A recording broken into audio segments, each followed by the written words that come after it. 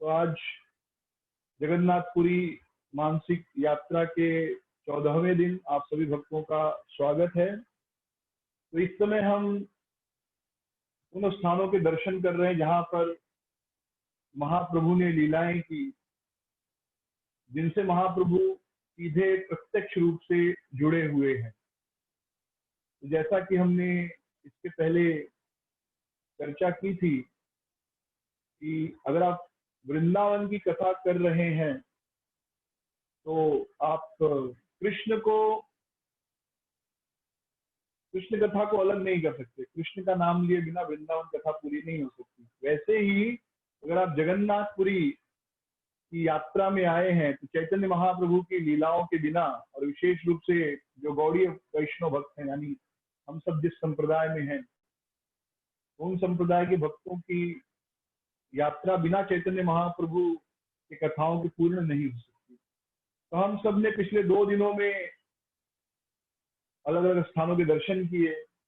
सबसे पहले हम सब ने गंभीरा के दर्शन किए 2 दिन पहले, जहां पर महाप्रभु रहते थे। वह काशी मिश्रा जी का घर था और महाप्रभु वहां पर रहते थे। और ऐसा कहा जाता है कि हम जितने भी गौड़ीय वैष्णव हैं, हमारे लिए जगन्नाथपुरी में सबसे मुख्य स्थान है। तो जगन्नाथ मंदिर तो है, पर उसके अलावा हमारे लिए सबसे मुख्य स्थान है, क्योंकि साक्षात परम भगवान श्री चैतन्य महाप्रभु, जो कि पूर्ण पुरुषोत्तम भगवान कृष्ण के अवतार हैं, वे वहां पर रहते थे गंभीरा में। तो गंभीरा के दर्शन किए। फिर हमने सार्वभौम भट्टाचार्य के घर का दर्शन किया, कल जिसे गंगा माता का मठ कहते हैं। और सिद्ध बकुल, उस स्थान पर भी गए और वहां पर भी दर्शन किया। सिद्ध बकुल की विशेषता क्या है कि वहां पर श्रील हरिदास ठाकुर भजन किए थे।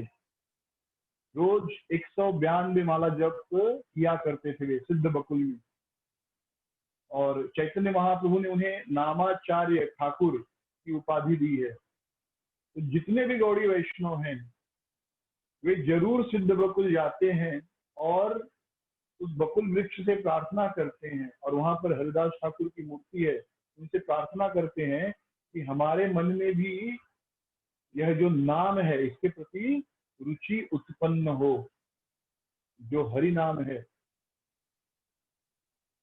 क्योंकि हरि नाम की महिमा सभी वेदों में, शास्त्रों में गाई गई है, और यही जीवन का लक्ष्य है कि हरि नाम के प्रति हमारी रुचि उत्पन्न हो। किसी भी प्रकार एन केन प्रकारेण हरि नाम के प्रति हमारा प्रेम प्रकट हो जाए। आप देखेंगे तो हमारा बस दिन बीत रहा है। किसी की जिंदगी के 40 साल बीत गए, किसी की जिंदगी के 50 साल बीत गए, किसी की जिंदगी के 70-80 साल बीत गए। और अभी तो लॉकडाउन है तो और ज्यादा अनुभव हो रहा है कि बस सुबह उठना, टॉयलेट बाथरूम जाना, थोड़ा आसन वगैरह किए, बस खा रहे हैं, दिन भर घर में बैठे हैं। तो ऐसा लग रहा है कि जीवन में क्या है, कुछ नहीं। तो ये स्थिति जो जवान लोग हैं, जो बाहर जॉब पे जाते हैं या प्रचार करने, ये याद रखिए बुढ़ापे में जो अभी हो रहा है ये बुढ़ापे का रिहर्सल है। बुढ़ापे में यही होता है। बुढ़ापे में आदमी दिन भर बेड पे पड़ा रहता है, उसे बाहर जाना, क्योंकि शरीर इतना ताकतवर नहीं होता कि बाहर जाए, 2 वक्त का खाना खाना, बस इतना ही जीवन रह जाता है। तो यदि जवानी में, यानी इस समय जब हम 20 साल के हैं, 25 साल के हैं, 30 साल के हैं, जब तक हाथ पैर काम कर रहे हैं, उस समय यदि हम भक्ति का अभ्यास नहीं करेंगे तो बुढ़ापे के वे दिन बहुत भारी बीतने वाले हैं। जैसे अभी बहुत सारे भक्त भी परेशान हो गए कि दिन भर घर में ही बैठे हैं, हम क्या करें, कुछ समझ में नहीं आ रहा है। ठीक है, 16 माला जप कर लिए, थोड़ा भागवतम पढ़ लिए, लेकिन पूरा दिन घर में कैसे बैठे। तो सोचिए बुढ़ापे में क्या हालत होगी जब व्यक्ति का पूरा जीवन खाली बेड से बाथरूम और बाथरूम से बेड तक ही रहता है। बेड से उठता है, टॉयलेट बाथरूम जाता है, फिर वापस आता है, बेड पर सो जाता है, वहीं पर उसको उसका सुबह का ब्रेकफास्ट, लंच, डिनर मिलता है, बस इतना ही जीवन रह जाता है। ना कोई बात करने वाला, ना कोई कुछ बोलने वाला। तो आप सोचिए कितना तकलीफ होगा उस व्यक्ति को, और ये हम सबके साथ होने वाला। तो यदि हम अभी से भक्ति का अभ्यास करें तो बुढ़ापे में वह स्थिति आने पर हमें दुख नहीं होगा, बल्कि हम खुश होंगे कि अब हमें कोई विशेष जिम्मेदारी नहीं है, तो हम पूरा दिन माला लेकर नाम जप कर सकते हैं, पूरे दिन हरि कथा सुन सकते हैं, पूरे दिन श्रीमद् भागवतम सुन सकते हैं अलग अलग भक्तों के मुख से। लेकिन यदि इस जवानी में, जब हमारे शरीर में हाथ पैर में ताकत है, इसमें भक्ति का अभ्यास नहीं किया, तो बुढ़ापे में बड़ा मुश्किल हो जाएगा। तो जितने भक्त हैं, विशेष रूप से जो युवा हैं और बाकी भी लोग जो 40-50 साल के हैं, 65-70 के हैं और चल फिर रहे हैं, तो हम सबको यह समझना चाहिए कि हमारे बुढ़ापे का रिहर्सल है। बुढ़ापे में जीवन ऐसा ही हो जाता है जो अभी हम सबका चल रहा है। पूरा दिन घर में बैठे हैं और कुछ नहीं, किचन, टॉयलेट और बेडरूम, ये 3 जगह ही जीवन चल रहा है। किचन में कुकिंग हो रहा है, बेडरूम में आके खा रहे हैं, टॉयलेट जा रहे हैं, बस इतना ही जीवन चल रहा है, इससे ज्यादा कुछ नहीं। बुढ़ापे का जीवन ऐसा है। तो अभी हमको समझ लेना चाहिए कि बुढ़ापा कितना कष्टमय है। इसलिए अभी से भक्ति का अच्छे से अभ्यास करना चाहिए, ताकि बुढ़ापे में अपने नाम रुचि अगर हो गई, नाम रुचि, नाम जप करेंगे, भागवतम पढ़ेंगे, तो बुढ़ापा भी बड़े आनंद से बीतेगा।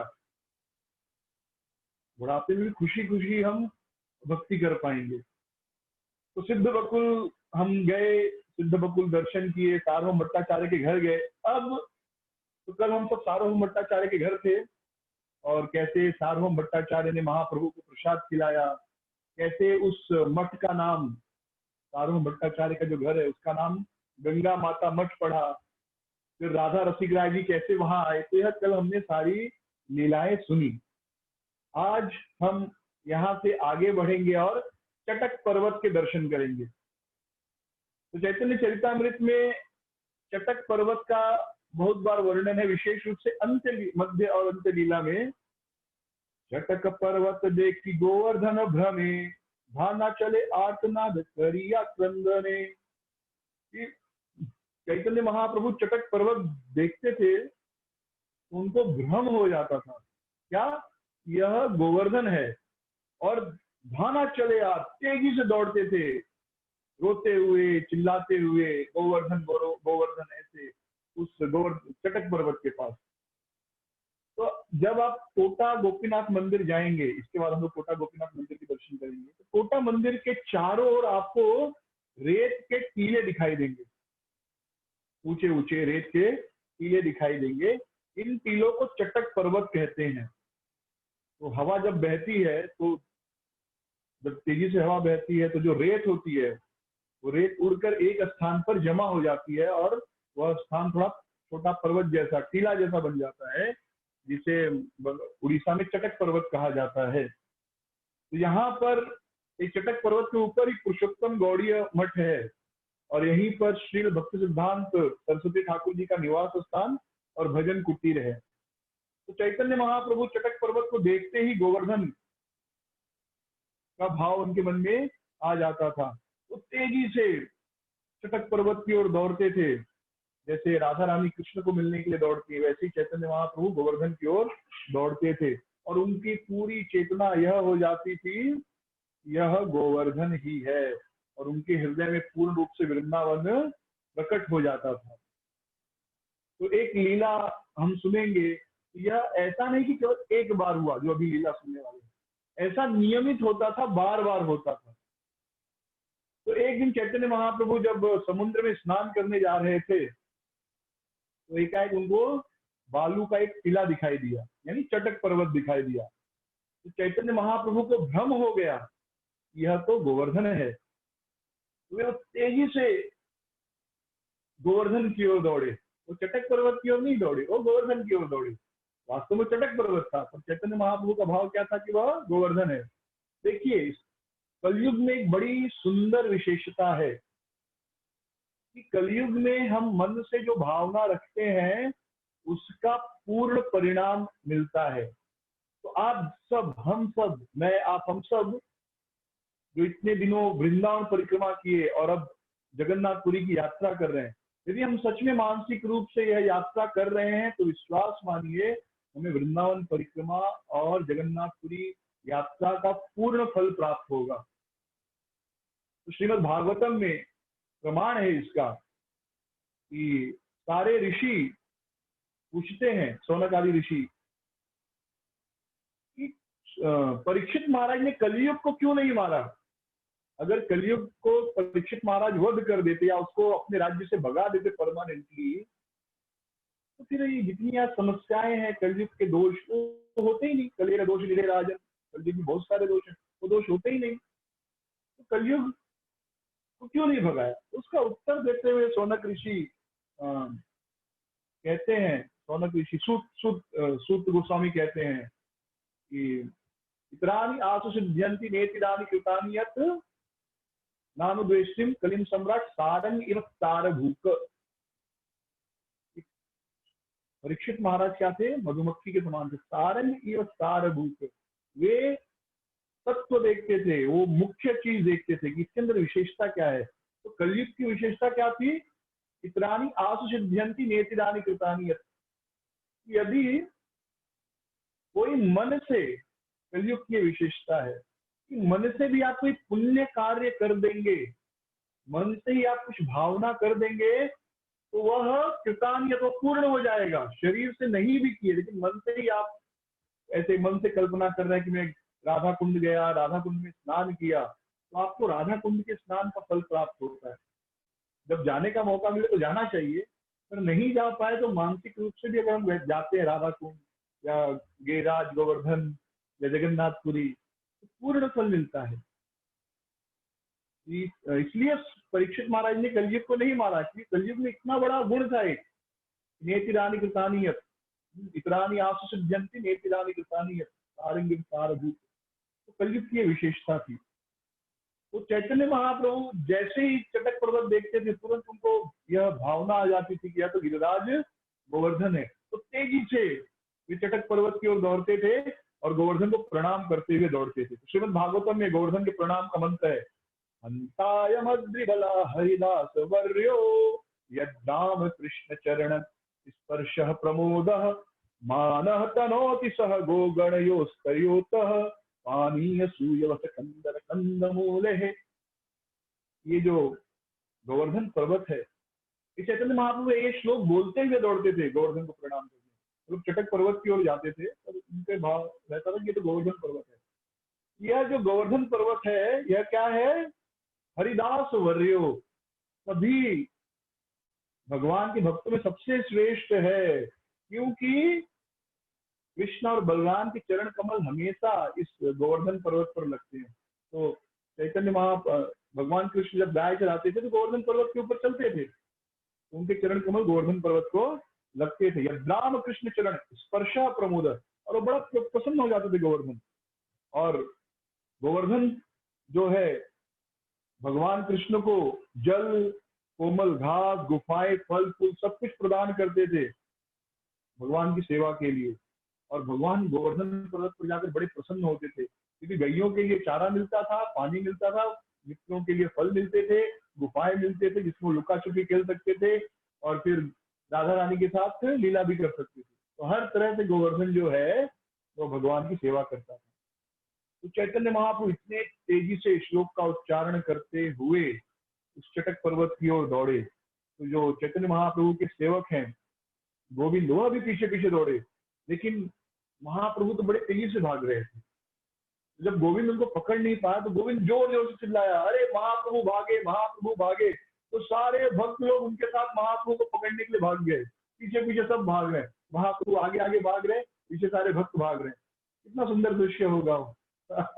चैतन्य महाप्रभु चटक पर्वत की ओर भाग रहे हैं और सारे सन्यासी और ब्रह्मचारी जो है उनके पीछे भाग रहे हैं। कल्पना कीजिए कितना सुंदर लगेगा। तो चारों ओर आवाज हुई, अरे महाप्रभु रुकिए रुकिए, ऐसे सब आवाज कर रहे थे। तो चैतन्य महाप्रभु के पीछे जो भक्त दौड़ रहे थे उसमें स्वरूप दामोदर गोस्वामी थे, जगदानंद पंडित थे, गदाधर पंडित, रमई, गदई और शंकर पंडित, और परमानंद पुरी और ब्रह्मानंद भारती भी धीरे धीरे दौड़ रहे थे उनके पीछे। और भगवान आचार्य जो थोड़े लंगड़े थे वो भी धीरे धीरे महाप्रभु के पीछे आ रहे थे। लेकिन चैतन्य महाप्रभु बड़े तेजी से दौड़ रहे थे।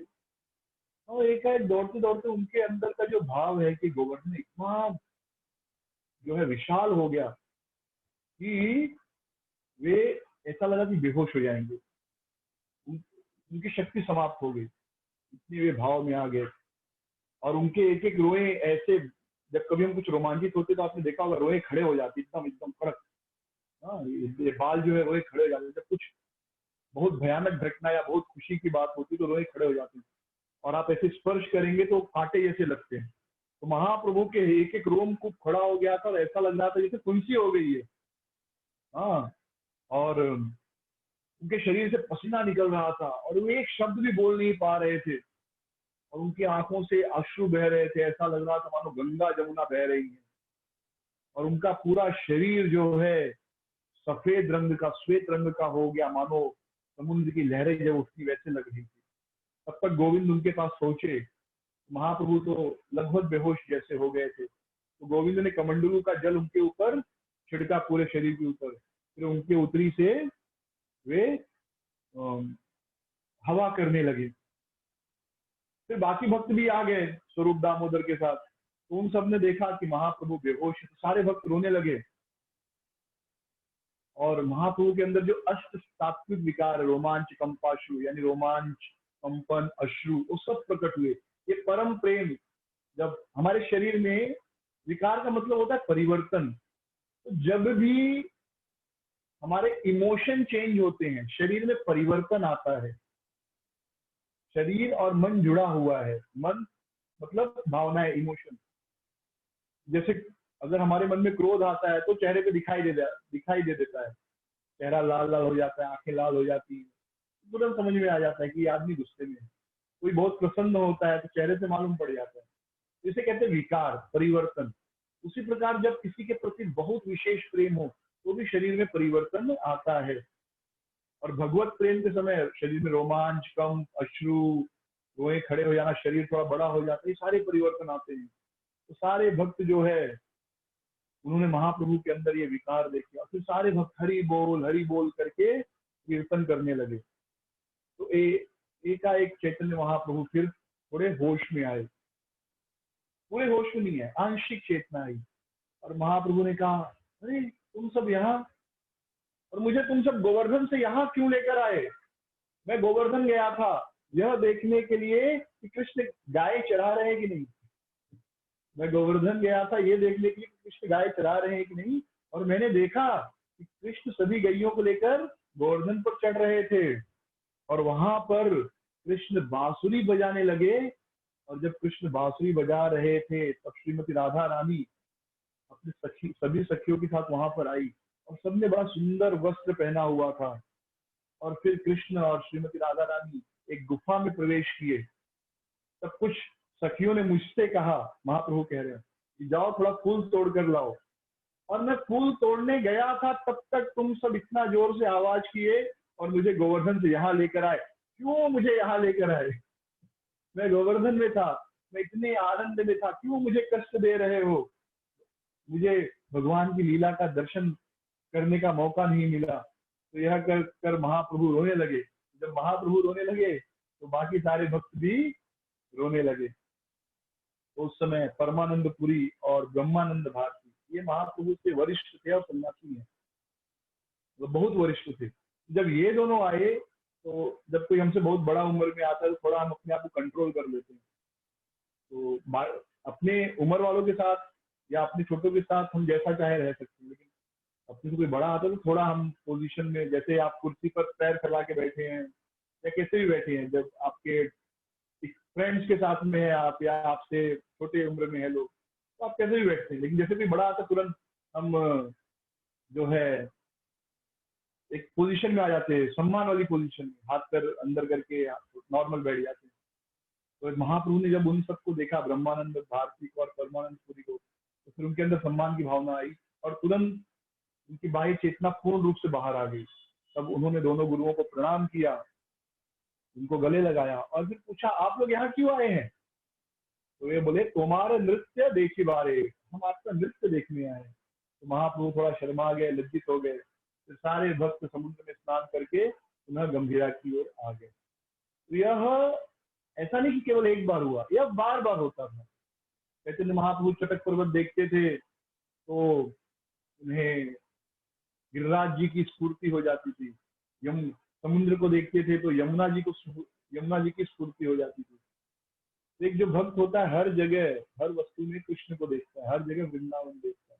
तो महाप्रभु वह परम भाव भक्ति का प्रकट करने के लिए इस संसार में अवतार लिए थे। तो हम चटक पर्वत को या गिरिराज जी को प्रणाम करेंगे, और हम अब आगे बढ़ेंगे। तो चटक पर्वत के बहाने हम सबने गिरिराज जी को भी स्मरण किया, और अब हम आगे बढ़ेंगे और टोटा गोपीनाथ जी के दर्शन करेंगे। तो बहुत सुंदर मंदिर है टोटा गोपीनाथ जी का। और जब आप जाएंगे इस मंदिर में तो आसपास बगीचे हैं बहुत सारे, और एक निर्जन स्थान में है, कोई बहुत भीड़ भाड़ वाला इलाका नहीं है। तो अब यह हालत है कि अभी भी बहुत कम भीड़ होती है, अभी भी बहुत निर्जन स्थान है और आसपास बहुत बगीचे हैं, फुलवारी है। तो सोचिए आज से 500 साल पहले कितने बगीचे और फुलवारी होती होंगी। तो तोटा का अर्थ होता है बगीचा या उद्यान। तो यह मंदिर जो है उद्यान के बीचों बीच में, चारों ओर बगीचे हैं और बीच में यह मंदिर है गोपीनाथ जी का, इसलिए इसे टोटा गोपीनाथ कहते हैं। जैसे अगर एक ही नाम के 2-3 आदमी हो तो फिर हम कहते हैं ना यहाँ वाला ये आदमी, यानी उस जगह का नाम लेकर या कुछ अलग। जैसे अगर एक ही नाम के, समझिए किसी व्यक्ति का नाम श्याम है या गोविंद है, समझे, तो अगर किसी का नाम गोविंद है तो हम 3 लोग हैं, समझिए 3 या 4 लोग, तो कोई बहुत मोटा है, कोई बहुत पतला है, कोई बहुत गोरा है, कोई बहुत काला है, 4 ऐसे हैं। तो एक भक्त यार जरा गोविंद को बुला लाना, तो हम कहते कौन सा गोविंद, बोलेगा मोटा वाला गोविंद। तो अच्छा मोटा गोविंद, धीरे धीरे उसका नाम ही हो जाएगा मोटा गोविंद, छोटा गोविंद, एक का काला गोविंद, एक का गोरा गोविंद, जैसे 4 नाम हो जाएंगे। नाम गोविंद ही है फिर, क्योंकि वो 4 एक ही नाम के 4 लोग हैं। तो वैसे ही गोपीनाथ जी के मंदिर हैं बहुत सारे। तो यह विशेषता कि यह मंदिर उद्यान, कौन से गोपीनाथ जी में जाना है, तो जो उद्यान में है, यानी टोटा, उड़िया में टोटा कहते हैं उद्यान को, यानी जो टोटा में है, जो उद्यान में है, उस गोपीनाथ के पास। तो धीरे धीरे लोग टोटा गोपीनाथ के नाम से पुकारने लगे। अन्यथा जगन्नाथपुरी में और भी गोपीनाथ जी के मंदिर है, गोपीनाथ जी के अर्चा विग्रह हैं, जैसे गंगा माता मठ में भी गोपीनाथ जी के अर्चा विग्रह है, और बहुत सारी जगह हमने चर्चा किया, बहुत जगह है गोपीनाथ जी के विग्रह हैं, छोटे बड़े। बस पूछते थे कहाँ गोपीनाथ जी, कौन से गोपीनाथ जी, अरे वो उद्यान वाले है ना उड़ीसा में, वो टोटा गोपीनाथ जी। अच्छा अच्छा, तो इसलिए उनका नाम टोटा पड़ गया, टोटा गोपीनाथ। तो ये जो श्री मंदिर के दक्षिण पश्चिम दिशा में नील समुद्र के रेतीले पथ पर, वहां रेत, वहां पर यमेश्वर टोटा नामक एक स्थान है। यहाँ पर यमेश्वर महादेव है। हमने चर्चा की थी 5 महादेव हैं जो जगन्नाथपुरी में जगन्नाथ जी की रक्षक है, धाम रक्षक है।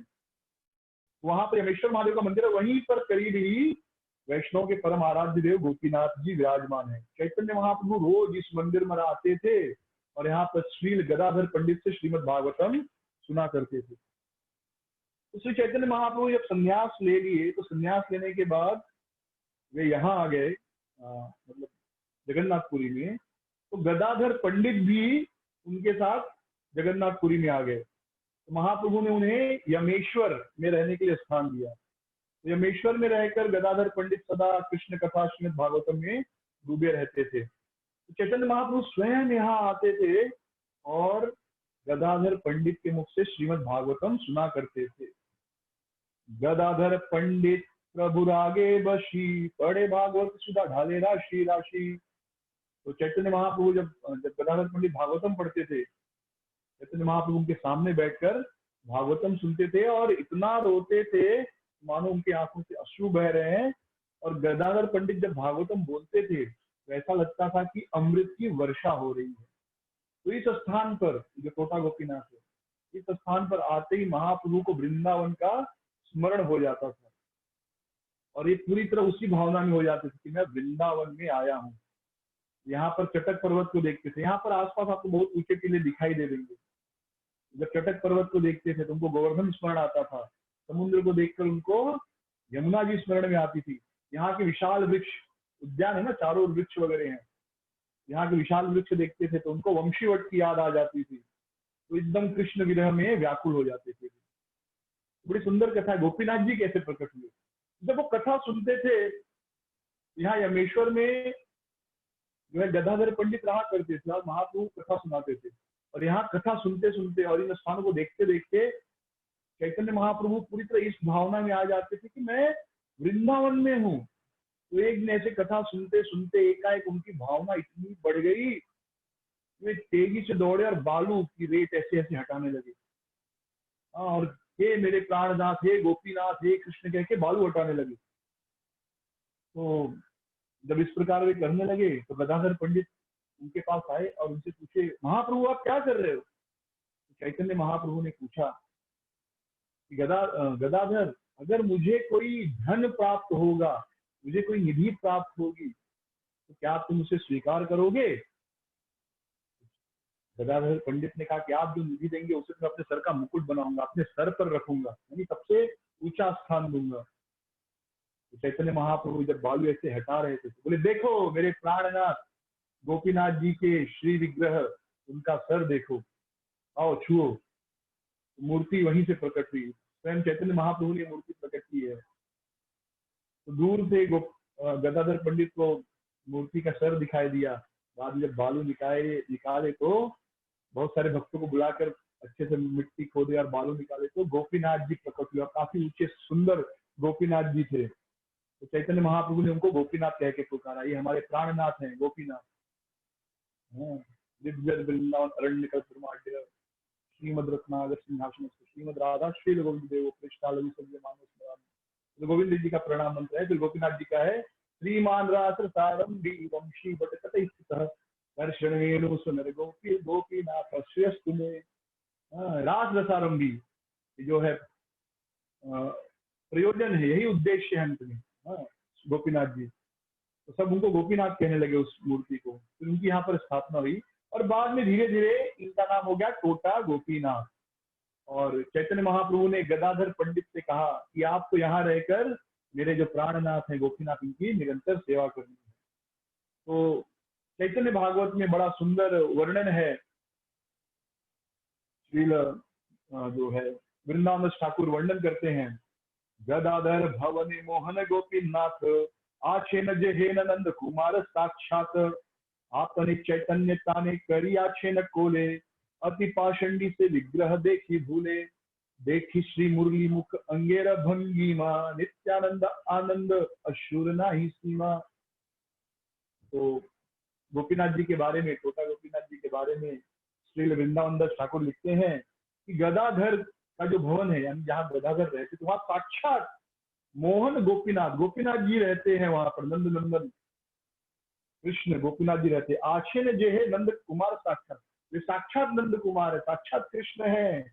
आपने चैतन्य ताने करी आछे ने कोले, चैतन्य महाप्रभु ने स्वयं उनको गोद में लिया था। चैतन्य महाप्रभु ने गोपीनाथ जी की मूर्ति प्रकट की थी और अति पाषंडी से विग्रह देखी बोले। और कोई बहुत पाखंडी व्यक्ति है, दिखावा कर रहा है कि मैं भक्त हूँ, ऐसा पाखंडी व्यक्ति भी गोपीनाथ का दर्शन करता है तो सब कुछ भूल जाता है। इतने सुंदर गोपीनाथ जी हैं, पाखंडी व्यक्ति भी आकर्षित हो जाता है उनकी ओर।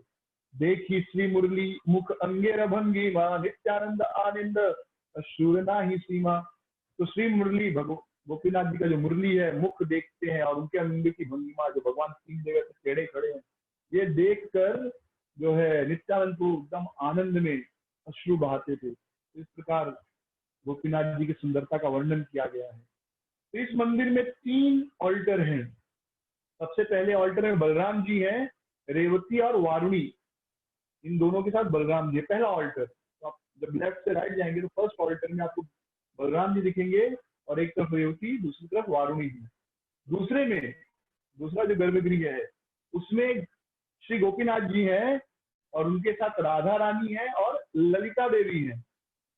यहाँ पर एक विशेषता है कि राधा रानी और ललिता देवी यद्यपि दोनों गोरे हैं, कृष्ण तो काले हैं, लेकिन राधा रानी और ललिता देवी ये दोनों गोरी हैं। राधा रानी भी सप्त कांचन है, ललिता देवी उनका विस्तार है। तो ये भी गोरी है, लेकिन यहाँ पर ये दोनों काले हैं। राधा रानी का भी मूर्ति काली है और ललिता सखी का भी, क्योंकि यहाँ पर ये दोनों तीव्र कृष्ण विरह में है, कृष्ण का चिंतन कर रही हैं। तो कृष्ण का चिंतन करते करते उनका वर्ण श्याम वर्ण उन्होंने प्राप्त कर लिया है। और यहाँ पर राधा रानी वीणा बजा रही है और ललिता देवी बांसुरी बजाती है यहाँ पर, यानी कि श्याम जी, गोपीनाथ जी बांसुरी बजा रहे हैं, ललिता देवी बांसुरी बजा रही है और राधा रानी के हाथ में क्या है, वीणा। और तीसरा जो वेदी है, थर्ड ऑल्टर, वहां पर मामू ठाकुर, मामा को उड़िया में मामू कहते हैं, यहाँ लोग टपोरी भाषा में मामू कहते हैं बम्बई में, लेकिन उड़िया में मामा को मामू ही कहते हैं। तो मामू ठाकुर यानी जो जगन्नाथ चक्रवर्ती, जो चैतन्य महाप्रभु के मामा है, उनके विग्रह गौर गदाधर और राधा मदन मोहन जी हैं। और टोटा गोपीनाथ जी जो है पद्मासन के विग्रह में बैठे हैं, यानी यहाँ पर भगवान बैठे हुए हैं। जनरली भगवान के सारे विग्रह खड़े हैं, आप कृष्ण के कहीं पे भी दर्शन करो तो कृष्ण आपको खड़े दिखाई देंगे, बैठे नहीं। यहाँ पर अकेला ऐसा अर्चा विग्रह जहाँ भगवान बैठे हुए। तो गोपीनाथ जी क्यों बैठे, ये भी बड़ी सुंदर कथा है। तो जो है गदाधर पंडित, ये नियमित रूप से गोपीनाथ जी की सेवा करते थे। तो भगवान की सेवा में क्या है मुख्य, भगवान के भोग इत्यादि बनाना तो है, लेकिन भगवान का श्रृंगार यह बड़ा महत्वपूर्ण सेवा है। ऐसा कहते हैं कि भगवान में जो हम श्रृंगार करते हैं तो हमारा हृदय शुद्ध हो जाता है। तो भगवान का श्रृंगार करना एक बड़ी महत्वपूर्ण सेवा है। तो श्रृंगार में क्या होता है, भगवान को अभिषेक करा देना, उनके शरीर, अगर छोटा मूर्ति तो अभिषेक कराते, बड़ा मूर्ति है तो रोज अभिषेक नहीं करते, तो गीले कपड़े से पोंछ कर फिर उनको माला पहनाना, चंदन लगाना, उनके गालों को सजाना, पैरों में तुलसी रखना, फिर सुंदर आभूषण पहनाना, वस्त्र पहनाना, तो बहुत सारे पगड़ी बांधना, इससे भगवान को सजाया जाता है। हम सबके अंदर इच्छा है खुद को सजाने की, लेकिन शास्त्र कहते हैं कि अगर हम भगवान को सजाएंगे तो हम अपने आप सज जाएंगे। जैसे जब हम आईना देखते हैं तो आईने में जो दिखाई देता है उसको सजाना है, तो खुद को सजाएंगे तो आईने के अंदर जो मूर्ति है, प्रतिबिंब, वो अपने आप सज जाता है। वैसे हम सब भगवान के प्रतिबिंब हैं, तो भगवान अगर सज जाते हैं तो हम जीव अपने आप सुंदर हो जाता है। तो गदाधर पंडित रोज इस प्रकार भगवान का अभिषेक करते थे, उनको सुंदर माला पहनाते थे, उनको चंदन लगाते थे और आभूषण पहनाते थे, धोती इत्यादि पहनाते थे। धीरे धीरे भौतिक जगत में एक नियम है, कोई भी व्यक्ति हो धीरे धीरे शरीर कमजोर होने लगता है। तो गदाधर पंडित का भी शरीर कमजोर होने लगा, तो वो ऐसे खड़े होकर माला डालने में अक्षम हो गए।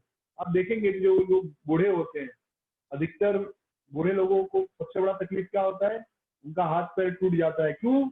वो भूल जाते हैं कि अब उनकी उम्र 60 साल हो गई है, 65 साल, और वो क्या करते हैं, ऐसा काम करते हैं जो उनको नहीं करना चाहिए। यानी ऊपर से कुछ उतारना है तो सीढ़ी पर चढ़ जाएंगे, या अपने दोनों घुटनों पर चढ़ कर ऊपर से उतारने की कोशिश करेंगे और उसमें स्लिप हो जाती है, क्योंकि शरीर कमजोर हो गया रहता है।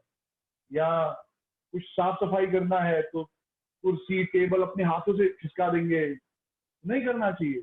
उम्र के साथ समझना चाहिए कि भाई अब मेरे में इतना ताकत नहीं है। तो गदाधर पंडित को तकलीफ होती थी भगवान को माला पहनाने के लिए, आभूषण पहनाने के लिए। तो एक रात्रि को सोचने लगे कि मुझसे तो अब सेवा नहीं हो रही है गोपीनाथ जी की, तो मैं किसी पुजारी को रखूंगा जो इनकी सेवा करेगा। मतलब गदाधर पंडित रहेंगे सब कुछ करने के लिए, इन पुजारी रहेगा, श्रृंगार वगैरह गदाधर पंडित निर्देशन देंगे, उनका पूजा पाठ नाम जप करते रहेंगे। तो ऐसा वे सोच रहे थे, लेकिन उसी रात्रि गदाधर पंडित के स्वप्न में आए गोपीनाथ जी, और गोपीनाथ ने कहा, गदाधर तुम क्यों मेरी सेवा छोड़ना चाहते हो, तुम क्यों पुजारी रखना चाहते हो? मेरी तो इच्छा है तुमसे सेवा लेने की, मैं चाहता हूँ तुम ही मुझे रोज हार पहनाओ, माला पहनाओ, मेरा श्रृंगार करो, मुझे भोग लगाओ, मुझे कोई और नहीं चाहिए, मुझे आप चाहिए। बोलते ना कि सिर्फ तुम सिर्फ आप चाहिए।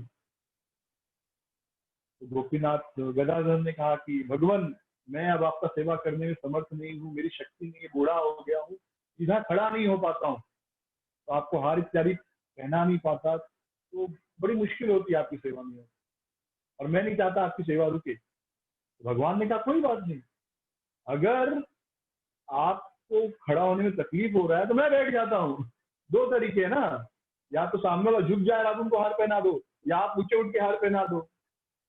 जैसे अगर जनरली बड़ा सुंदर प्रसंग याद आ गया तो मैं कह रहा हूँ, जब भगवान राम और सीता का विवाह हो रहा तो माता सीता हार पहनाने वाली थी।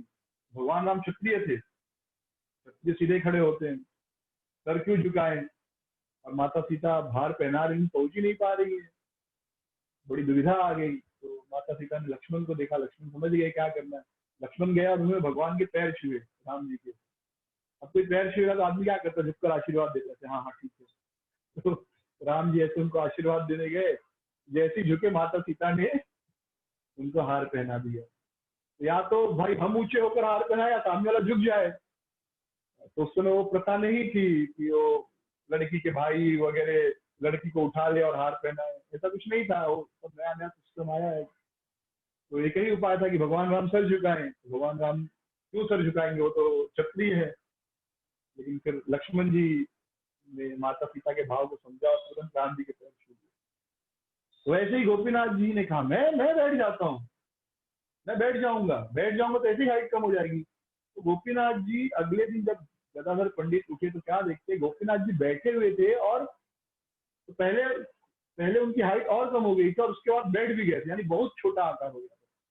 इतना कि अब आराम से भगवान को हार वगैरह पहना सकते थे। तो यहाँ पर इस प्रकार भगवान जो है छोटे मिले। तो इसलिए यहाँ पर एकमात्र अर्चा विग्रह यहाँ भगवान बैठे हैं, अन्यथा सब जगह भगवान खड़े ही हैं। यहाँ राधा रानी का जो काला रंग का विग्रह है वो गोपीनाथ जी के लेफ्ट में है। और जैसा हमने चर्चा किया कि बहुत डीप सोचने के कारण कृष्ण के बारे में राधा रानी काली रंग की हो गई। और दूसरा ललिता देवी का विग्रह है। तो यही मंदिर में जाने के पहले अगर आप उत्तर पूर्व कोने में जाएंगे तो गोपेश्वर महादेव का भी मंदिर है। तो जब महाप्रभु ने अपनी नित्य लीला समाप्त की तो वे इसी गोपीनाथ जी में प्रवेश कर दिए। तो गोपीनाथ जी की जांघ में एक दरार है थाइज में, और कहा जाता है कि भगवान महाप्रभु चैतन्य महाप्रभु उसी दरार से गोपीनाथ जी के अर्चा विग्रह में प्रवेश कर गए। तो गदाधर पंडित जब अप्रकट हो गए, यानी गदाधर पंडित सेवा के पास जब उन्होंने शरीर छोड़ दिया, तो मामू ठाकुर जो है, जिनका नाम श्री जगन्नाथ चक्रवर्ती था, ये सची माता के पिता श्री नीलांबर चक्रवर्ती के भतीजे थे और चैतन्य महाप्रभु इनको मामा कहते थे। ये मामा कहते हैं, मामा लगते थे, लेकिन उड़िया में मामा को मामू कहते हैं। हाँ, ए मामू, बम्बई की भाषा है तो बम्बई में मामू मतलब टपोरी, लेकिन मतलब टपोरी भाषा है मामू बोलना, लेकिन उड़ीसा में मामा को मामू ही बोलते, मामा नहीं बोलते। तो मामू ठाकुर जो है उन्होंने फिर गदाधर पंडित के बाद इस मठ की सेवा संभाली, इस मंदिर की। तो जब शुरू में यह मंदिर की स्थापना हुई थी, गोपीनाथ जी प्रकट हुए तो राजा प्रताप रुद्र ने गदाधर पंडित से कहा था कि मैं थोड़ा जमीन ले देता हूँ गोपीनाथ जी के लिए, और उस जमीन से जो भी आमदनी होगी उससे आप सेवा कर सकते हैं गोपीनाथ जी की। लेकिन गदाधर पंडित ने कहा कि नहीं, मैं रोज भिक्षा मांगकर मेरे गोपीनाथ की सेवा करूंगा। और उनके जाने के बाद मामू ठाकुर ने भी यही परंपरा रखी कि हमको कुछ नहीं चाहिए गोपीनाथ जी के लिए, हम रोज भिक्षा मांगेंगे, मधुकरी करेंगे और भिक्षा में जो मिलेगा उससे गोपीनाथ जी की सेवा करेंगे। तो उन्होंने भी कुछ भगवान के लिए स्वीकार नहीं किया, भिक्षा में जो मिलता था वो लेके गोपीनाथ जी की सेवा करते थे। लेकिन बाद में जो कोई जो आए मठाधीश बने तो उन्होंने राजा का अनुग्रह स्वीकार किया। तो आज गोपीनाथ जी से 4 मील यानी लगभग 6 किलोमीटर दूर मंगल घाट नामक एक स्थान है, वह गोपीनाथ जी की जमीन है। तो वहां से जो कुछ भी इनकम होती है उससे गोपीनाथ जी का देखभाल होते रहता है। और वैसे भी आप देखेंगे तो जब जगन्नाथ रथ यात्रा होती है तब बहुत सारे गौड़ीय वैष्णव गोपीनाथ जी के मंदिर दर्शन करने जाते हैं और कुछ दान डाल देते हैं। अन्यथा बाकी समय मंदिर में बहुत कम भक्त आते हैं। ये लोकल लोगों में इतना फेमस नहीं है, गौड़ीय वैष्णव में बहुत फेमस है। लोकल लोग इतना नहीं जानते पर बहुत कम। यहाँ की रिक्शे वाले को भी आपको एक्सप्लेन करना पड़ता है यहाँ जाना है। तो गौड़ी वैष्णव के लिए बड़ा महत्वपूर्ण लगेगा। तो इतना दान नहीं आता, तो कैसे चलता है मंदिर? जो मंगल घाट पर जमीन है वहां पर उस जमीन से जो भी आमदनी होती है उससे मंदिर का खर्च निकलता है। तो यहाँ पर महाप्रभु जब चैतन्य महाप्रभु 48 वर्ष लीला किए और उसके बाद जब वे संन्यास अप्रकट हुए तो यही गोपीनाथ जी के अर्चा विग्रह में अप्रकट हुए। तो एक दिन कीर्तन चल रहा था मंदिर में गोपीनाथ जी के सामने, महाप्रभु कीर्तन कर रहे थे, नृत्य कर रहे थे, और एकाएक नृत्य करते करते महाप्रभु एकदम दिव्य उन्माद में, दिव्य भाव में आए और सीधे दौड़कर गोपीनाथ जी के विग्रह में चले गए और सबके दृष्टि से अदृश्य हो गए। तो भक्ति रत्नाकर में इसका बड़ा सुंदर उल्लेख है। नरहरि चक्रवर्ती कहते हैं, न्यासी शिरोमणि चेष्टा बुझे साध्यकार, अकस्मात पृथ्वी करिला अंधकार, प्रवेशिला ऐ गोपीनाथ मंदिरे, भाईला दर्शन पुनः न आईला बाहिरे। सन्यासी शिरोमणि जो सभी सन्यासियों में श्रेष्ठ हैं, चैतन्य महाप्रभु, मुझे साध्यकार, उनको कौन समझ सकता है उनकी लीलाओं को। अकस्मात पृथ्वी करिल अंधकार, एकाएक उन्होंने इस पृथ्वी में अंधकार कर दिया। क्यों अंधकार कर दिया? चैतन्य महाप्रभु सूर्य के समान हो, प्रकट हो गए तो अंधकार हो गया इस पृथ्वी पर। प्रवेशीला यही गोपीनाथ मंदिर है, इसी गोपीनाथ मंदिर में वे चले गए और उसके बाद फिर उन्होंने कभी दर्शन नहीं दिया। गरीबो कोठा जाबे वाक्य नाही स्फुरे, हाईला गौर चांद गोपीनाथे घरे, गोपीनाथे घरे गेला दर्शन करीते, अप्रकट हैलाम गोपीनाथे रंगीते। तो अब मैं क्या करूं, मैं क्या कहूं, मुझे कुछ समझ में नहीं आ रहा है।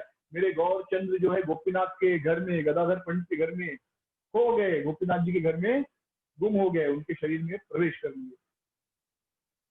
जब महाप्रभु गोपीनाथ जी के शरीर में प्रवेश किए तो उनका जो उत्तरीय था वो गोपीनाथ जी के अर्चा विग्रह पर मिला, बाकी कुछ नहीं, और महाप्रभु तो अंदर प्रवेश कर गए थे। तो आज भी आप मंगल आरती के बाद अगर पुजारी को थोड़ा दक्षिणा देकर कहेंगे वो जो दरार है गोपीनाथ जी के पैर में जो कटा हुआ लगा वो दिखाइए जहाँ महाप्रभु प्रवेश किए थे, तो मंगल आरती के बाद अगर आप रिक्वेस्ट करेंगे तो जो है पुजारी आपको दिखाएगा। उसके बाद ड्रेसिंग वगैरह होती है, बाकी समय में शायद नहीं दिखाते क्योंकि एक बार ड्रेसिंग हो गया तो फिर पूरा कपड़ा निकालना मुश्किल होता है। तो मंगल आरती के बाद ड्रेसिंग होने वाली होती है, तो अगर आप पुजारी से प्रार्थना करेंगे कि हमको वो दरार देखनी है जिसके द्वारा जिसमें चैतन्य महाप्रभु गोपीनाथ जी के शरीर में प्रवेश कर गए, तो पुजारी दिखाती है। तो इस गोपीनाथ मंदिर में बड़ी सुंदर प्रसाद लीला हुई है। चैतन्य महाप्रभु की लीला जो है प्रसाद लीला से भरपूर है, और सीखना चाहिए कि हमें किस तरह खाना चाहिए। किसी भक्त से मेरी बात हो रही थी तो ये कह रहे थे कि पहले के लोग भी इतना चावल दाल चपाती सब्जी सब खाते थे, वो क्यों नहीं बीमार पड़ते थे, और अब हम लोग कहते हैं कि कच्चा खाओ, बाकी सारी चीजें खाओ। मैं सोच रहा था इसके ऊपर, तो पहले के लोग कितना साग सब्जी खाते थे। हाँ, साग सब्जी बहुत खाते थे, हरी पत्तियों की सब्जी, और उसमें कच्चा चटनी इत्यादि बहुत होता था। और दूसरा, सारी सब्जियां मिट्टी के बर्तन में बनती थी जिससे प्राण शक्ति होती है। मिट्टी, पृथ्वी, प्राण शक्ति, पृथ्वी में प्राण शक्ति है। तो वो सारी चीजें जब हम खाते हैं, मिट्टी के बर्तन में बना हुआ भोजन खाते हैं, और जो गाय के गोबर से बनी खाद से जो अन्न पैदा होता है, उस भोजन की तुलना आज के भोजन से करना ये उचित नहीं है। हम प्रेशर कुकर में बनाते हैं, एल्यूमिनियम के बर्तन में बनाते हैं, तो वो भोजन इसमें बहुत अंतर है। हम सब मायापुर गए थे, बहुत से भक्तों को याद होगा, तो एक भक्त के घर पे गए थे जब वापस बॉम्बे रिटर्न आ रहे थे, तो उनके घर पे प्रसाद लेने गए थे, करीब 30-35 भक्त थे। तो कम से कम नहीं नहीं में 10 प्रकार 12 प्रकार की सब्जियां उन्होंने खाली सर्विस किया सेवा, और अधिकतर सब्जियां लोकल थी और पत्ते वाली सब्जियां थी जो लोकल पैदा होती है, यानी आसपास उगती हैं उन पत्तियों से।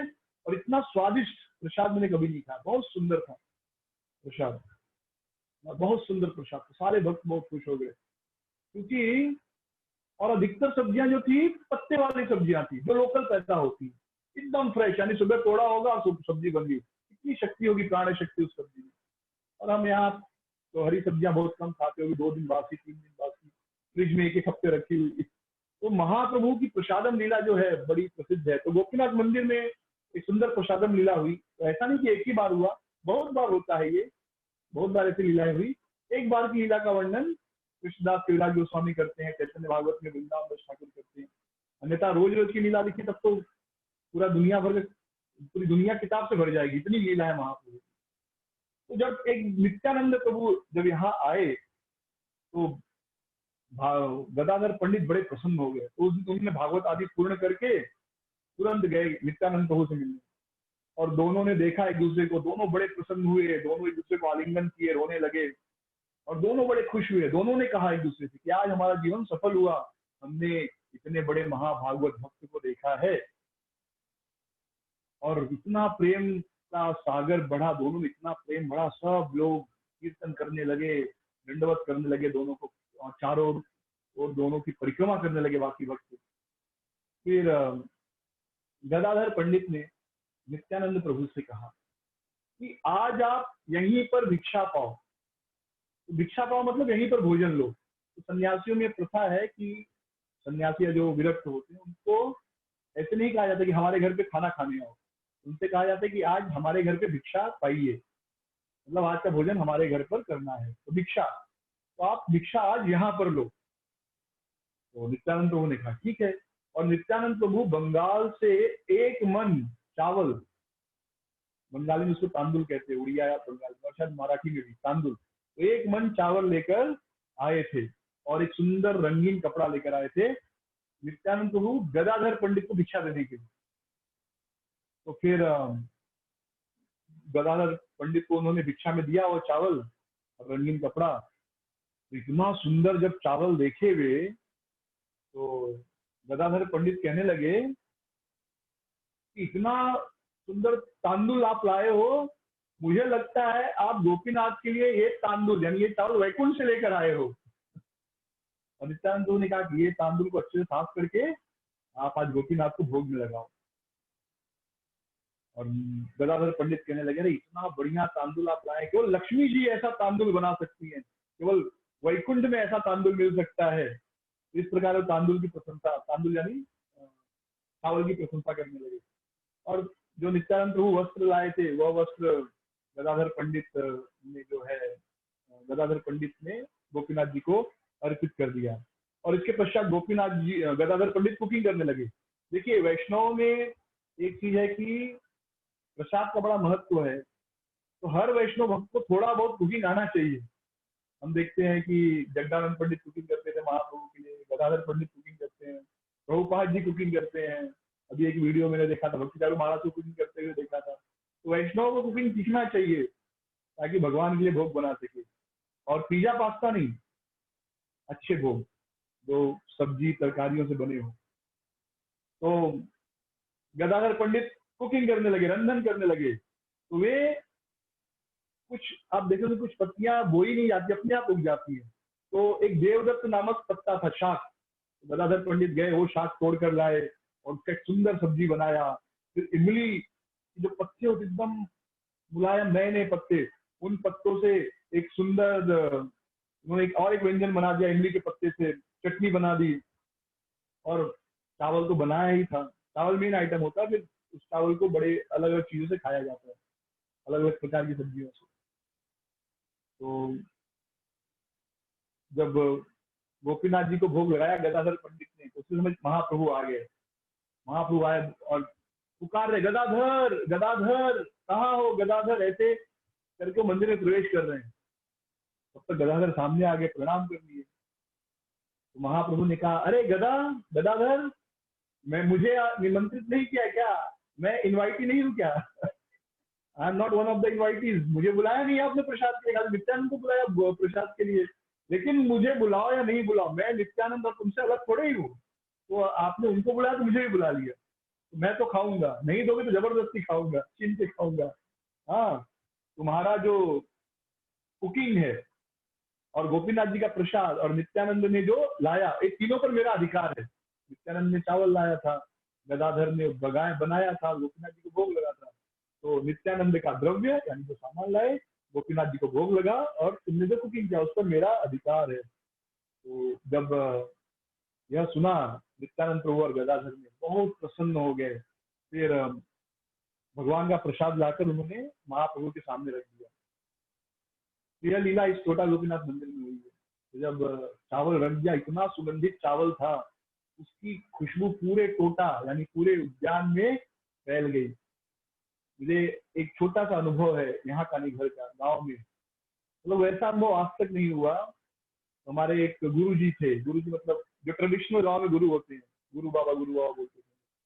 तो वो उन्होंने शादी नहीं की थी और उनके लिए कुकिंग जो अविवाहित लड़कियां वही करती, यानी हमारी बहनें बनाती थी, हमारी माँ या चाची या भाभी ये नहीं बनाते थे, जो अनमेरिड गर्ल्स है वही बनाती थी। ऐसा कुछ था कि वो उनके लिए वही बनाते थे, अनमेरिड लोग। तो मैंने एक दिन पूछा कि हमारी बहनों की शादी हो जाएगी तो कौन बनाएगा इनके लिए, अपनी बड़ी बहन जिसकी शादी हो गई।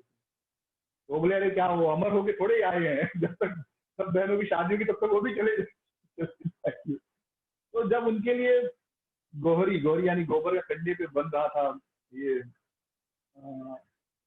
खाना, मैं ये बन रहा था करीब नहीं में तो 10-20 मीटर अंदर अहाता बोलते हैं, और हम बाहर बैठे थे। और वो खुशबू वहां से बाहर आ रही थी। ये करीब 25-30 साल पहले की घटना बता रही। वो खुशबू, वो स्वाद मैं आज तक नहीं पाया हूँ। मतलब ऐसे बाकी भगवान का प्रसाद तो हम पाते रहते, वो इतना, वो सुगंध आज तक मुझे नहीं मिली। इतनी सुंदर सुगंध थी। स्वाद तो ठीक है, पर वो सुगंध आज तक नहीं मिली। मुझे समझ भी नहीं आया कौन सा चावल था, क्या घी था, पर इतनी खुशबू वहां तक और घर में जब घी बनता था पूरे घर में खुशबू फैल जाती थी। तब तो आप घी खाइए, खुद को ही सुगंध नहीं आती। पहले का जो घी बनता था पूरे इलाके में महकता था। तो वैसे चावल की खुशबू चारों ओर फैल गई और महाप्रभु भक्ति पूर्वक उस अन्न को प्रणाम करने लगे, क्योंकि वो साधारण अन्न नहीं है, वह गोपीनाथ जी का महाप्रसाद है। फिर उन्होंने कहा कि इस प्रसाद को 3 भागों में बांटो और हम तीनों एक एक करके खाएंगे। तो क्योंकि वह चावल नित्यानंद प्रभु ने लाया था, वह तांदुल नित्यानंद प्रभु ने लाया था, तो महाप्रभु बड़े प्रेम से बैठकर खाने लगे। उन्होंने नित्यानंद प्रभु को अपने बगल में बिठाया और दोनों प्रसाद पाने लगे और गदाधर पंडित को भी बिठा लिया। तो तीनों जब प्रसाद पाए तो चैतन्य महाप्रभु ने कहा कि इस अन्न का जो गंध है, इस अन्न की जो सुगंध है, जो कोई भी इस सुगंध को सूंघेगा उसे भी कृष्ण भक्ति मिलेगी। यानी भगवान का महाप्रसाद अगर नहीं खाने को मिला, उसकी खुशबू भी मिल गई तो भी भक्ति बढ़ती है। तो इसमें कोई संदेह नहीं। और गदाधर, तुम तो इतनी अच्छी कुकिंग करते हो, इतना अच्छा रंधन करते हो, मुझे तो लगता है तुम वैकुंठ में कुकिंग करते हो। तुम अपने आप को क्यों छुपा रहे हो? तुम तो वैकुंठ के हो और वैकुंठ में तुम भगवान के लिए भोग बनाते हो, इतना सुंदर बनाते हो और इतना स्वादिष्ट साग, यानी पत्तियों का सब्जी तो मैंने कभी खाया ही नहीं। और इमली के पत्तों से इतना सुंदर तुमने चटनी बनाया, मैं समझ गया तुम वैकुंठ के हो। इस प्रकार प्रेम से हास्य परिहास करते हुए तीनों प्रसाद पा रहे थे। तो कभी भी प्रसाद जो है खुशमय वाले वातावरण में होना चाहिए, चिंता वाले वातावरण में, खुशी से प्रेम से बातचीत करते हुए, हंसते हुए, हास्य परिहास करते हुए, उससे प्रसाद भोजन शरीर को लगता है। तो जब भोजन समाप्त हुआ, तीनों उठ गए, तो जो बचा प्रसाद, बाकी भक्त टूट पड़े महाप्रसाद पाने के लिए, और भी भक्त थे। तो जो ऐसा वृंदावन ठाकुर कहते हैं कि जो कोई भी यह लीला सुनता है कि कैसे गदाधर पंडित, नित्यानंद प्रभु और चैतन्य महाप्रभु भोजन किए, पढ़ता है या सुनता है, उसे कृष्ण भक्ति प्राप्त होती है। यह लीला इतनी महत्वपूर्ण है। तो हम सब भी कभी भगवान को भोजन परोस सके या उनके साथ खा सके, इस प्रार्थना के साथ जो है हम गोपीनाथ जी को प्रणाम करेंगे, गदाधर पंडित को प्रणाम करेंगे। और एक सुंदर लीला है यहाँ पर, चैतन्य महाप्रभु नित्य गदाधर पंडित से श्रीमद् भागवतम सुना करते थे। रोज वे चैतन्य महाप्रभु गदाधर पंडित के सामने बैठ जाते थे और गदाधर पंडित भागवतम कहते थे और बार बार वे उन कथाओं को सुनते थे। और ऐसा कहा जाता है कि ध्रुव महाराज का उपाख्यान जो 4थे स्कंद में है और श्री प्रहलाद महाराज का उपाख्यान जो कि 7वें स्कंद में है, चैतन्य महाप्रभु ने गदाधर पंडित के मुख से 100 बार दोनों कथाएं सुनी। एक बार नहीं, 2 बार नहीं, 3 बार, 100 बार। बाकी भागवतम पूरा सुना, लेकिन ध्रुव महाराज और प्रहलाद महाराज, ये भागवतम के बहुत प्रसिद्ध चरित्र हैं। जैसे हम कहते भक्तों का नाम बताइए, तुरंत ध्रुव महाराज, प्रहलाद महाराज, पहले तो यही नाम आते, बाद में नारद, वेदव्यास, अम्बरीश महाराज, फिर और सुखदेव गोस्वामी, परीक्षित महाराज, ये नाम बाद में। ध्रुव प्रहलाद आप लगभग हर तीसरे भागवतम क्लास में इन दोनों का नाम सुनने को मिलेगा। अगर आप लगातार 3 क्लास सुनिए कहीं पर भी, तो इन 3 क्लास में लगभग एक बार आपको ध्रुव महाराज और प्रहलाद महाराज का नाम सुनने को मिलेगा। लगभग तीसरी या चौथे क्लास में, भागवतम क्लास में। अगर आप मंदिर में रोज क्लास बैठते हैं तो तीसरे या चौथे क्लास में एक बार जरूर ध्रुव महाराज, प्रहलाद महाराज का नाम सुनने को मिलेगा। इतना महत्वपूर्ण है। तो 100 बार उन्होंने कथाएं सुनी थी, ध्रुव महाराज की और भागवत प्रहलाद महाराज की। और एक सुंदर कथा है गदाधर पंडित से संबंधित, चैतन्य महाप्रभु और गदाधर पंडित से संबंधित, कि आप सबको याद होगा जब महाप्रभु ने गोपीनाथ जी को प्रकट किया, तो प्रकट करने के पहले उन्होंने गदाधर पंडित से क्या कहा कि अगर मुझे कोई निधि मिलेगी, मुझे कोई धन मिलेगा, तो आप उसको लोगे ना, अपनाओगे ना? और गदाधर पंडित ने क्या कहा था, मैं उसको अपने सर पर धारण करूंगा, मुकुट बनाकर करूंगा, मतलब बहुत सेवा करूंगा। और फिर गोपीनाथ जी प्रकट हुए तो गदाधर पंडित को उनकी सेवा का भार मिला और चैतन्य महाप्रभु ने गदाधर पंडित से कहा कि आप क्षेत्र संन्यास ले लो। क्षेत्र संन्यास का मतलब होता है कि उस धाम से बाहर हम कभी नहीं जाएंगे। जैसे कुछ भक्त वृंदावन में क्षेत्र संन्यास लेते हैं, तो वृंदावन के बाहर कभी नहीं जाते, इलाज के लिए भी नहीं जाते। अगर वहीं कुछ मिल गया तो ठीक है, नहीं तो बाहर नहीं निकलेंगे। कोई द्वारका में क्षेत्र संन्यास लेते, कोई जगन्नाथपुरी में। तो वैसे गदाधर पंडित ने क्षेत्र संन्यास लिया था कि जगन्नाथपुरी के बाहर नहीं जाऊंगा। तो जब महाप्रभु जगन्नाथपुरी आए थे और उसके बाद वो वृंदावन दर्शन के लिए गए, दक्षिण भारत की यात्रा करके वापस आए, फिर वृंदावन दर्शन के लिए जाने वाले थे। जब वो वृंदावन दर्शन के लिए जा रहे थे तो गदाधर पंडित ने कहा मैं भी चलूंगा। होता है ना, एक भक्त कहता मैं वृंदावन जा रहा हूँ, तब तक सब कहते हैं मुझे भी चलो, मैं भी चल रहा हूँ, मैं भी चल रहा हूँ। 2-4-10 भक्त तैयार हो जाते हैं। ये हमारी परंपरा है, हमारे संप्रदाय की, हम जिस संप्रदाय में है। गदाधर चैतन्य महाप्रभु बोले वृंदावन जा रहा हूँ, तो गदाधर पंडित तैयार हो गए, मैं भी आऊंगा। तो चैतन्य महाप्रभु ने कहा नहीं नहीं, आपका तो क्षेत्र संन्यास है, आप जगन्नाथपुरी छोड़कर नहीं जाना, आपको जगन्नाथपुरी में ही रहना है। तो गदाधर पंडित ने क्या कहा, आप जहां रहते हो वही जगन्नाथपुरी है, वही धाम है, और मेरा क्षेत्र संन्यास नरक में जाए, मुझे आपके साथ रहना है। चैतन्य महाप्रभु ने कहा नहीं नहीं, आप जगन्नाथपुरी में रहो, आप मत जाओ, गोपीनाथ जी की सेवा करो। तो गदाधर पंडित का इतना प्रेम था चैतन्य महाप्रभु से, उन्होंने कहा कि जब भी मैं एक बार आपके चरण का दर्शन करता हूँ तो सैकड़ों बार मैंने गोपीनाथ जी की सेवा कर दी, उसके बराबर है। चैतन्य महाप्रभु ने कहा नहीं, आप गोपीनाथ जी की सेवा बंद करोगे तो मुझे दोष लगेगा। तो गदाधर पंडित ने कहा ठीक है, आपको दोष नहीं लगेगा, मैं जा रहा हूँ नवदीप सच्ची माता को मिलने, हाँ जगन्नाथपुरी छोड़कर जा रहा हूँ, क्षेत्र संन्यास छोड़ रहा हूँ। और ऐसा कह के वो निकल गए। महाप्रभु भी गए जगह। तो जब वो कटक पहुंचे, तो कटक पहुंचने के बाद महाप्रभु ने कुछ भक्तों को भेजकर गदाधर पंडित को वापस बुलाया और उनसे कहा देखो गदाधर, जो होना था हो गया, आप आ गए पुरी के बाहर, लेकिन अब आप वापस जाओ और मुझसे बहस मत करो। अगर आप मुझसे बहस करोगे तो मैं यह समझूंगा तुम मेरी निंदा कर रहे हो। अगर आप सच में मेरी खुशी चाहते हो तो आप तुरंत चले जाओ और गोपीनाथ जी की सेवा में लग जाओ। जब महाप्रभु ने यह कह दिया, मुझसे अगर आप तर्क वितर्क करोगे तो मतलब मेरी निंदा कर रहे हो, और मुझे खुश करना चाहते हो तो गोपीनाथ जी के पास चले जाओ, उनकी सेवा करो। तो महाप्रभु की खुशी, एक भक्त क्या चाहता है, भगवान की खुशी। बहुत दुखी होकर वे बेहोश हो गए। चैतन्य महाप्रभु ने सार्वभौम भट्टाचार्य से कहा कि आप इनको लेकर जाना, तो फिर महाप्रभु आगे चले गए। फिर सार्वभौम भट्टाचार्य ने इनको होश में लाया गदाधर पंडित को, और फिर उनसे कहा कि महाप्रभु की लीला को कौन समझ सकता है। हाँ, भगवान अपने भक्तों को उनकी प्रतिज्ञा तोड़ने नहीं देते। अगर भक्त ने कुछ प्रतिज्ञा ले ली तो भगवान अपनी प्रतिज्ञा तोड़ देंगे, लेकिन भक्त की प्रतिज्ञा नहीं तोड़ने देंगे। ये भगवान का एक विशेष गुण है। उनको तो याद होगा कि भीष्म पितामह ने प्रतिज्ञा की थी कि कल के युद्ध में या तो अर्जुन की मृत्यु होगी या कृष्ण को अपना अस्त्र उठाना पड़ेगा। कि भगवान कृष्ण ने क्या प्रतिज्ञा की थी, मैं युद्ध के मैदान में शस्त्र नहीं उठाऊंगा। और भीष्म ने कह दिया कि अगले दिन या तो अर्जुन को मैं मार दूंगा, इतना भयानक युद्ध करूंगा, या कृष्ण को शस्त्र उठाकर मुझे रोकना पड़ेगा, तब अर्जुन बचेगा। अब देखिए, कृष्ण की खुद की प्रतिज्ञा थी कि मैं शस्त्र नहीं उठाऊंगा, भीष्मदेव की प्रतिज्ञा मैं या तो अर्जुन को मार दूंगा या कृष्ण को शस्त्र उठाना पड़ेगा। मतलब अगर कृष्ण अपनी प्रतिज्ञा नहीं तोड़ेंगे तो अर्जुन को मार देंगे, और अर्जुन की मृत्यु निश्चित थी। अब कृष्ण कैसे चाहे कि अर्जुन मरे, और कृष्ण ये भी नहीं चाहेंगे कि भीष्म की प्रतिज्ञा टूटे। तो भगवान ने अपनी प्रतिज्ञा तोड़ी और अस्त्र उठा लिया। तो भगवान अपनी प्रतिज्ञा तोड़ देते, भक्त की प्रतिज्ञा नहीं टूटने देते। तो आपने यह प्रतिज्ञा की थी क्षेत्र संन्यास की, तो महाप्रभु उस प्रतिज्ञा को टूटने नहीं देंगे। यह सब जो है प्रेम व्यवहार की यह रीति है। प्रेम, जैसे हमने वृंदावन कथा में बार बार ये बात पर चर्चा की है कि प्रेम जगत में सब उल्टा पुल्टा होता है।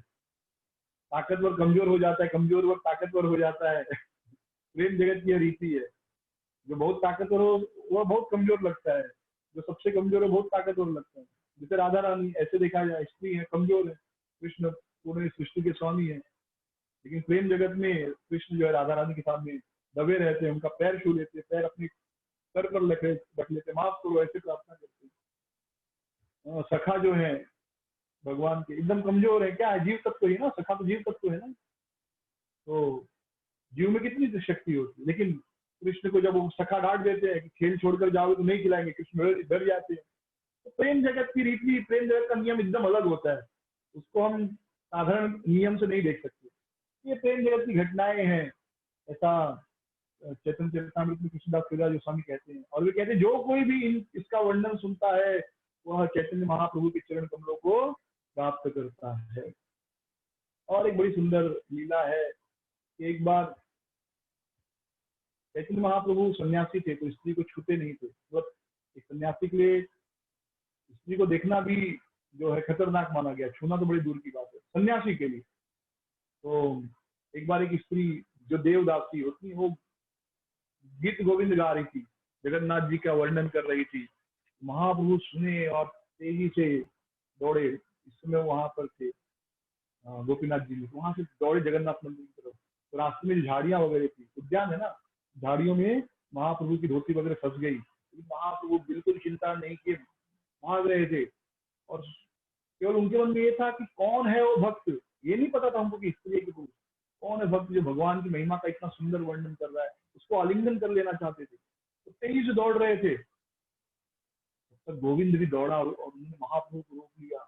महाप्रभु यह एक स्त्री आ रही है। तो चैतन्य महाप्रभु डर गए, अरे अगर मैं तो एक सन्यासी हूँ, अगर मैं एक स्त्री को छू लेता तो मुझे आत्महत्या करना पड़ता। सन्यासी के लिए स्त्री को छूना बहुत बड़ा पाप माना गया।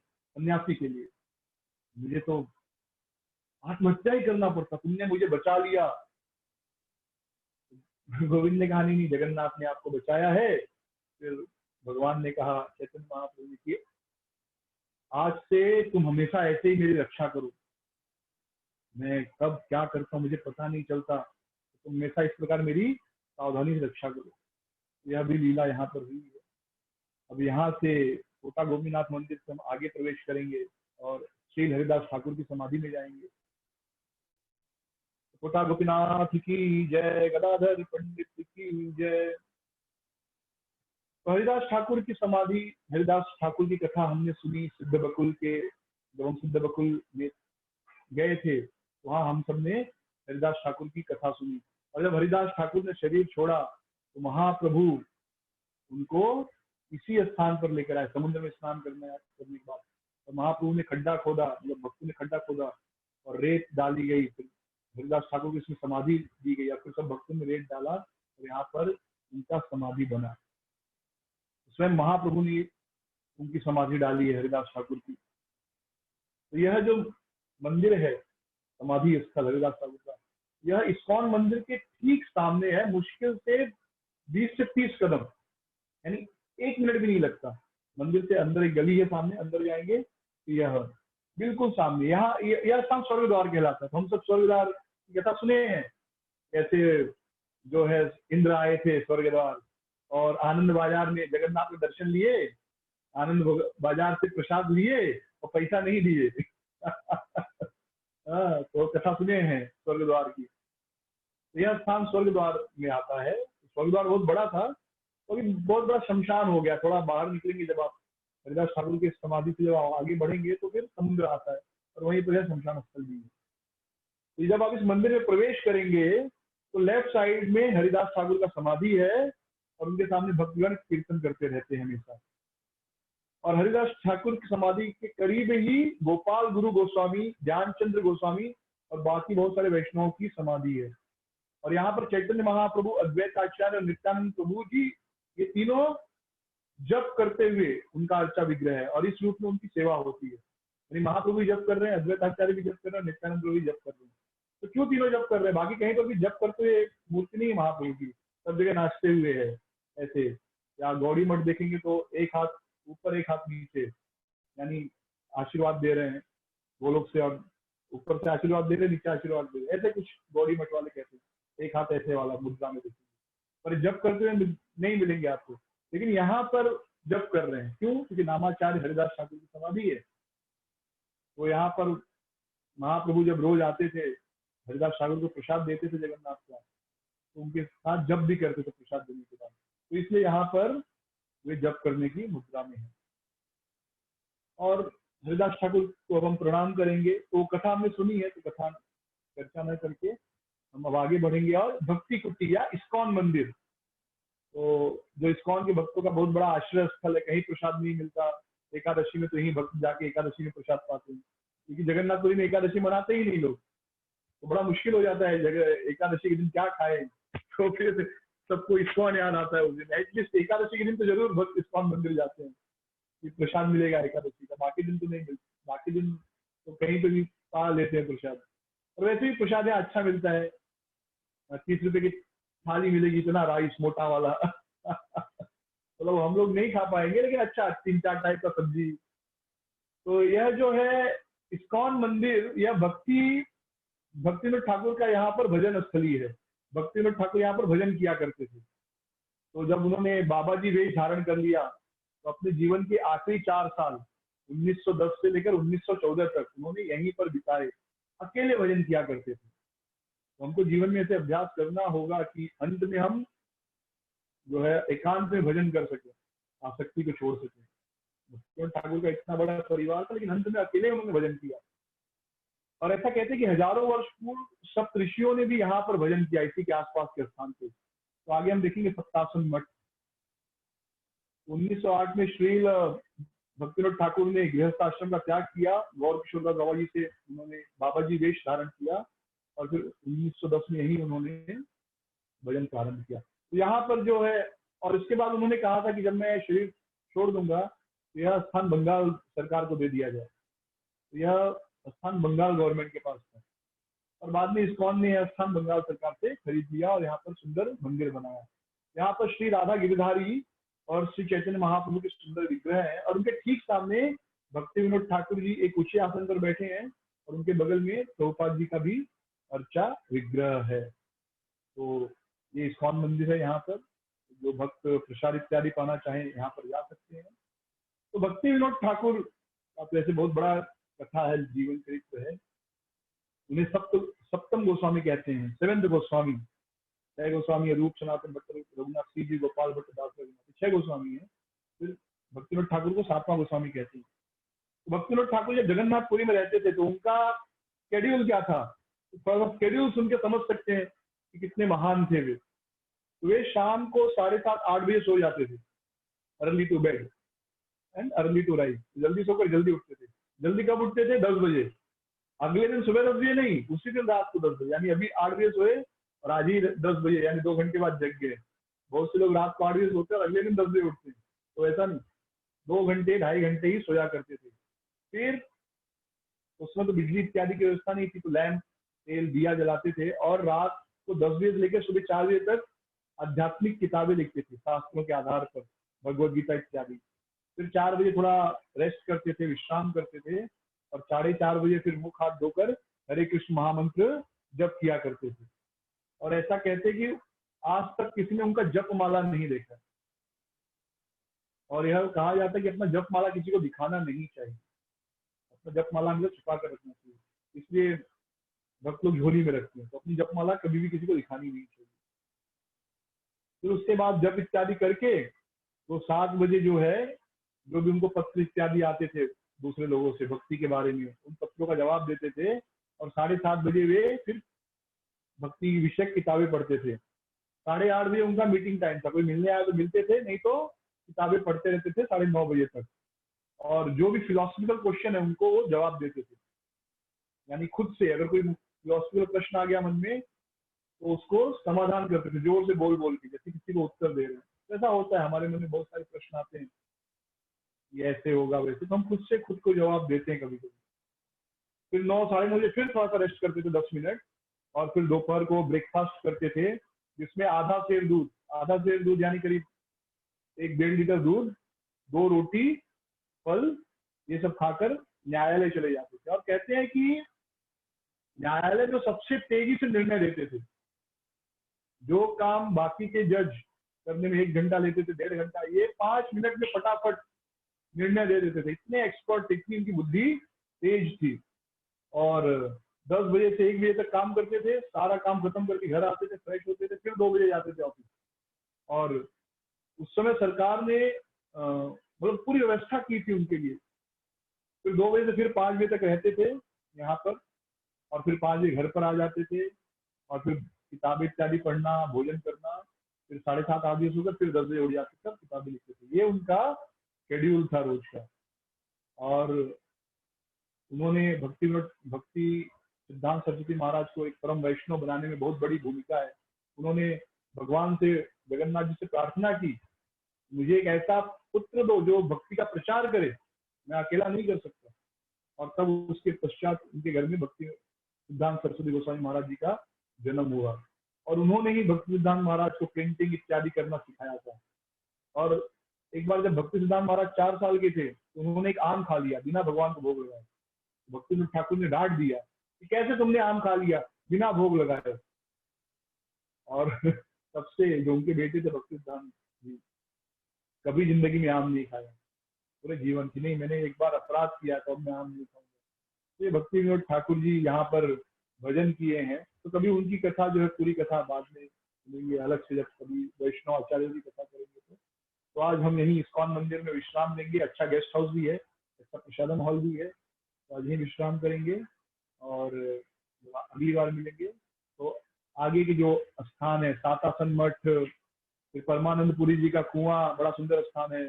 भक्ति सिद्धांत महाराज जन्म दिए, जगन्नाथ वल्लभ उद्यान, और उसके बाद बहुत सुंदर स्थान है महाप्रभु जहाँ विश्राम किए थे, आउला मठ, बाली मठ, झांझापीठ और विशाखापट्टनम, कुंज मठ। ये सब स्थानों का थोड़ा थोड़ा वर्णन है। तो जब भी अगली बार मिलेंगे, कल या परसों, ये सब कवर करेंगे। और फिर इसके पश्चात श्री क्षेत्र के आसपास की जो लीला स्थलियां हैं, जैसे जलेश्वर, रेमुना, फिर साक्षी गोपाल, ये सारे स्थानों का दर्शन करेंगे। भुवनेश्वर, ये सारे बड़े सुंदर सुंदर स्थान हैं और बड़ी बड़ी सुंदर सुंदर कथाएं, अलारनाथ, इन सब स्थानों का दर्शन करेंगे। यहाँ पर महाप्रभु की डायरेक्ट ज्यादा कथाएं नहीं, ये महाप्रभु इन सब स्थानों पर भी गए हैं।